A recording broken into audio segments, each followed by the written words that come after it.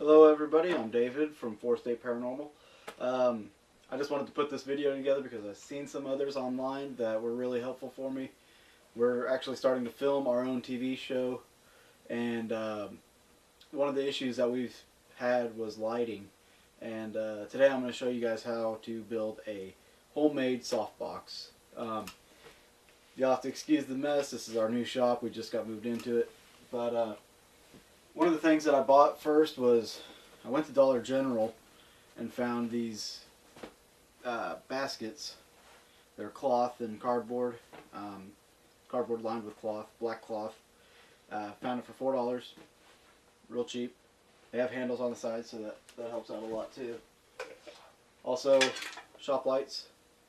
They've got the clamps on them. They're, you can pick them up at Walmart for $8. I just happen to have one. Also need aluminum foil, razor, and most importantly, the red neck fix, duct tape. I actually got black duct tape to go with that. So, oh, and also you'll need a Mountain Dew, just because. So the first thing I'm doing is I'm taking the clamp off of the light. Once you get the clamp off the light, you can unscrew the pan and drop everything on the floor. And that'll leave you with that.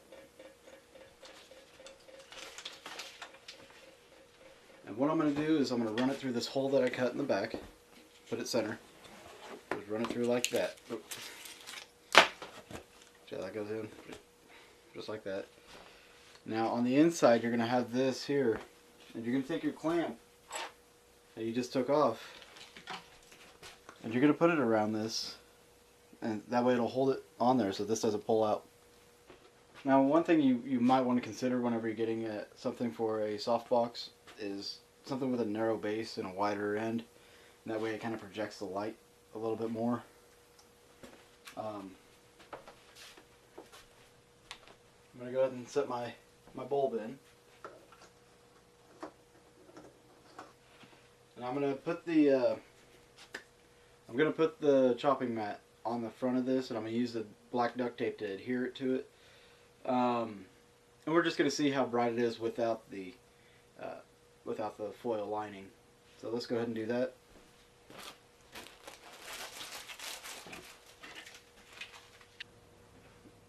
And you don't have to use these mats because not every box is going to be about the same size. So you might want to measure what you're going to need before you actually get it. I'm thinking I might try 2 of these on here. And if you do use the cutting boards, they do have a little hole on there so you can hang them. Just make sure if you double them up, make sure the holes are on the opposite sides.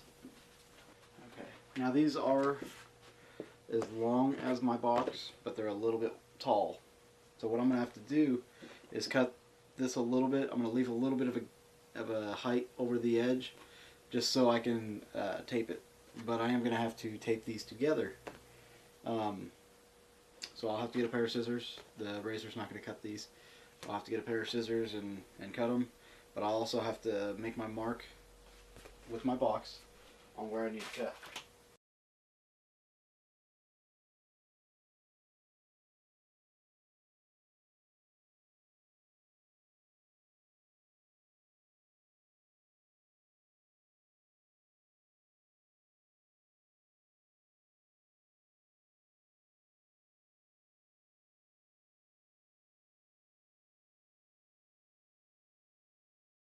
So now that I've got this cut, I tape the edges together so the 2 pieces are taped together. What I'm going to do next, I'm going to take aluminum foil and I'm going to line the inside of the box. Okay, so I've finished lining this with aluminum foil. As you can see, it's on all sides, even the back. I may have went a little bit overboard with the tape, but you want to make sure you tape down all your creases, your corners, everything that's up, just in case something comes loose. Also tape the edges so it doesn't really come up, and also help you whenever you're taping on screen, the cover. So now I've got this taped together, cut, everything like that. It's time to put it on the front of this. So what I'm going to do is I'm going to lay it down on the table, and then I'm going to set this piece, my box, on top of it just to make sure I get the edge.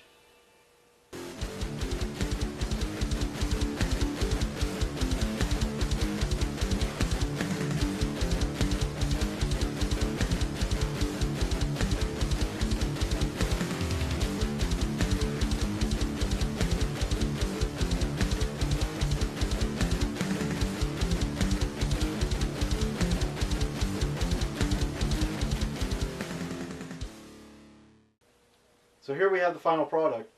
It's an 18 by 12 by 8 inch deep softbox. Cost $20 to build, only took maybe 15-20 minutes, and it seems to do the job for interviews and any kind of dramatic lighting you might want to do. For the independent filmmaker or independent photographer, this is probably the way to go. It's the cheapest way to go. That way you're not spending hundreds of dollars on film equipment. So I hope this helps you. I know it's helped me. And keep making movies, guys.